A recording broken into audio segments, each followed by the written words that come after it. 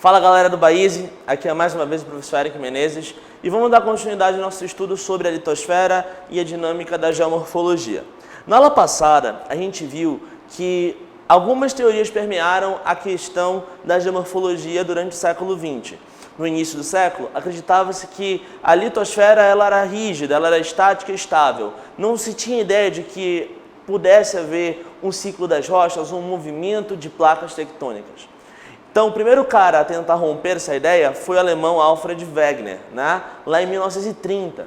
Mais tarde, na década de 60, no laboratório Le Mans, na Califórnia, descobriram que, na verdade, a litosfera era formada por um conjunto de placas tectônicas e que essas placas elas têm constante movimento lá na estenosfera, aquela primeira camada do manto. Então, a estenosfera é aquela camada que está em contato direto com as placas tectônicas. É importante entender também a dinâmica que essas placas tectônicas elas vão ter, que tipo de movimentos elas podem realizar. E a gente citamos esses movimentos na aula passada. Falamos que existem movimentos divergentes, movimentos convergentes e movimentos laterais. Então vamos entender agora como é que se dá cada um desses movimentos e que tipo de consequências esses movimentos eles podem ter. E a gente vai perceber que quase todos esses movimentos, ou praticamente todos esses movimentos tectônicos, eles provocam aí abalos sísmicos e vamos entender aí o que seriam esses abalos sísmicos. Então vem comigo, vamos lá, vamos meter ficha, galera. Bem, pessoal, para início de conversa, vamos falar sobre os movimentos divergentes. Sim, aqueles movimentos que, segundo o alemão Alfred Lewis Wegener, provocaram a separação do grande supercontinente que é a Pangeia, em Gondwana e Laurásia e mais tarde nos continentes em que nós vivemos. Bem, galera, os movimentos divergentes são movimentos de placas tectônicas que promovem o afastamento de duas placas. Mas, Eric, como é que esse afastamento ele ocorre? Bem, galera, no esquema a seguir, a gente pode observar que a crosta terrestre, a dinâmica dela, ela não é como se fosse uma casca de ovo quebrada ou rachada, onde cada porção dessa casca de ovo, tivesse aí movimentos distintos. Entre uma placa tectônica e outra, eu tenho uma linha divisória que eu chamo de falha tectônica, que é uma ruptura, uma grande rachadura na crosta terrestre. Essa falha tectônica, ela é suscetível, por exemplo, à ação do magma, o magma que está lá no manto. Galera, a física explica isso muito bem. Quando eu tenho uma grande quantidade de calor, a pressão que esse calor provoca é uma pressão vertical, de baixo para cima, tá? Chamado movimento de convecção. Lembram desse movimento? Então, o líquido mais quente ele sobe e o líquido mais frio ele desce. Nessa dinâmica de convecção do magma, o magma pressiona essa falha tectônica, empurrando uma placa distinta para um lado e outra placa distinta para o outro. Essa pressão do magma, que busca sempre chegar até a superfície, é que provoca esse afastamento dos continentes. Então, há milhares de anos, quando África e América do Sul estavam conectadas, houve ali uma ruptura, um movimento muito forte do magma na falha entre a placa africana e a placa sul-americana, que são duas das placas continentais que têm movimentos divergentes, por exemplo, e que essa força vertical de baixo para cima provocou afastamento gradual entre a América do Sul e a África.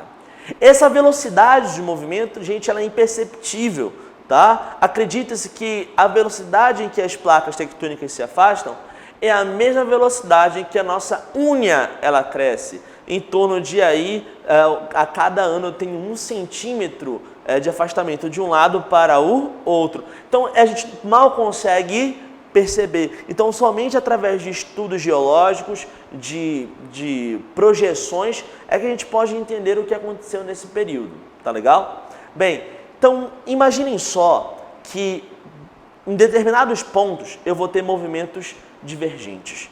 Movimentos que eu empurre a placa para um lado e empurre a placa para o outro. Então, tente acompanhar comigo aqui no quadro como é que esse movimento ele se daria se eu tivesse um movimento convergente, um movimento de choque entre placas tectônicas. Bem, galera, no esquema a gente pode entender melhor como é que funciona essa dinâmica do movimento das placas tectônicas. Exemplo aí, por exemplo, placa 1 e placa 2. O magma, ele vai pressionar a falha entre a placa 1 e a placa tectônica 2, tá legal? O magma, representado aqui no esquema, ele provoca uma força vertical, de baixo para cima, que movimenta a placa 2 numa direção e a placa 1 em outra direção. Quando eu olho lá no outro lado do esquema, eu vou ter placa 3 e placa 4. O magma, da mesma forma, vai fazer uma pressão vertical, de baixo para cima, também movimentando a placa 3 para um lado e a placa 4 para o outro. O que é interessante é que placa 2 e placa 3 vão estar sendo movimentadas em direções o quê? Opostas, ou seja, elas vão o quê? Se cruzar, elas vão se chocar. E aí eu tenho o chamado movimento convergente. Se no esquema entre 1 e 2 eu tenho um movimento divergente, entre 3 e 4 eu tenho um movimento divergente, entre 2 e 3 eu vou ter movimento convergente. E esse movimento convergente ele promove o choque das placas tectônicas. Então o que vai acontecer? Provavelmente placa 2 e placa 3 estão em constante atrito, estão em constante fricção. E aí eu tenho armazenamento de grande quantidade de energia. Se houver alguma deformação ou na placa tectônica 2 ou na placa tectônica 3, eu vou ter então a liberação de grande quantidade de energia. Professor, que tipo de energia é essa? É energia sísmica. Eu vou ter a formação então de sismos, de terremotos, galera. Então, galera, olha aí, os movimentos convergentes, tá? O movimento de choque de placas tectônicas, eles armazenam grande quantidade de energia. Então, os mais poderosos terremotos, normalmente, olha o que eu estou falando, normalmente eles são ocasionados por conta de movimentos convergentes de placas tectônicas. Por exemplo, o anel de fogo do Pacífico, ou em inglês o Pacific Rim, né? Que é a região onde eu tenho maior presença de atividade vulcânica e também de abalos sísmicos.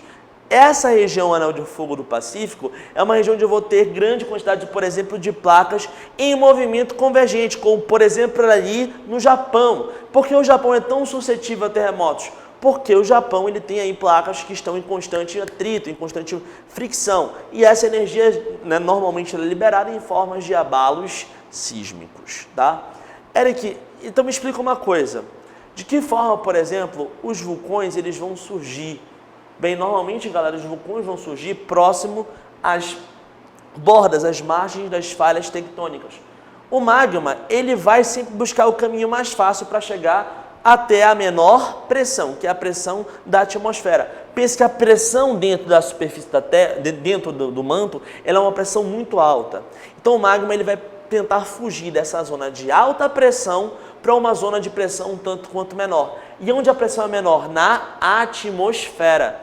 Então, em alguns pontos onde a litosfera ela é mais frágil, ela é mais sensível, mais propensa, por exemplo, a rupturas, que são exatamente nesses limites, nessas bordas de placas tectônicas, eu vou ter fragmentos ou partes do magma conseguindo escapar em direção à atmosfera, provocando erupções vulcânicas. Vai lembrar que essas erupções vulcânicas também provocam abalos sísmicos, tá legal? Esse fenômeno nós conhecemos como vulcanismo. E a gente vai falar do vulcanismo em uma aula específica, tá legal? Então, esse material, e vulcanismo é qualquer material que saia do manto em direção à atmosfera. Não é somente o magma, galera. Pode ser o lapilli, pode ser apenas gases, como por exemplo o enxofre, como até mesmo o magma. Então qualquer material que saia do manto em direção à atmosfera, a gente chama de material vulcânico ou atividade vulcânica. Tá legal? Bem, então os vulcões também surgem aí nessas regiões de borda das placas tectônicas. Então o que a gente pode inferir a partir disso? Quanto mais próximo às margens das placas tectônicas, maiores são as probabilidades de eventos sísmicos, como os terremotos, e maiores são as probabilidades de eventos vulcânicos, como os vulcões. Então, vulcanismo e tectonismo são mais comuns nas regiões, né, de bordas das placas tectônicas, ou no limite entre uma placa tectônica e outra placa tectônica. E quanto mais ao centro, quanto mais centralizado eu estou dentro de uma placa tectônica, mais estabilizada é a área e menor é a suscetibilidade, por exemplo, tanto a vulcões quanto a abalos sísmicos. E graças a Deus, né, galera, nós vivemos no Brasil. E vocês sabem que o Brasil é um país, né, onde a gente está exatamente no centro da placa sul-americana, bem afastado das bordas. Por isso que dificilmente a gente tem abalos sísmicos no Brasil, gente. Porque o Brasil está numa região central de placa tectônica. Tá legal? Eric, e o Chile? Onde, por exemplo, eu tenho notícias de terremotos, enfim, tsunamis na história. O Chile ele está na borda da placa sul-americana. Está numa zona de contato entre duas placas tectônicas. Exatamente por esse contato de duas placas tectônicas é que surgiu a Cordilheira dos Andes. Mas isso é assunto para a próxima aula. Vamos falar da orogênese e das zonas de subducção. Valeu, galera. Obrigado pela atenção e até a próxima. Vamos lá, que a força esteja com vocês.